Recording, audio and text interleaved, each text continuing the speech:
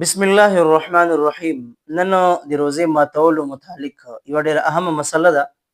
زنانه دي یا مردانه دي، که په شونډو باندې سرخی ولګي، وزلین ولګي، بل داسې شی ولګي، او اول خبره خو دا ده چې شونډو باندې سرخی لګولو سره، وزلین لګولو سره روزه مکروه کیږي. ماتیږي نه، خو روزه مکروه کیږي.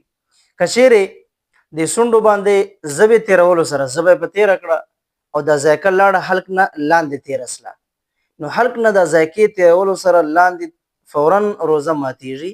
او په دې روزې باندې چې شاید په دې روزې باندې کفاره نشته، صرف قضا ده. یعنی که یوه روزه ده، یو سړی ده په شونډو باندې چې شی لګولې دي، زنانه ده، لګولو سره خو روزه مکروه سله. خو که چیرې باندې اوس ژبه په تېره کړه او ژبه یې اندر کړه خولې ته او هغه ذایقه یې حلق نه لاندې تېره سله، دې سره روزه ماتیږي. خو کفاره نشته په، یعنی که شپېته روزې نشته په، صرف یوه روزه هغه قضا ده.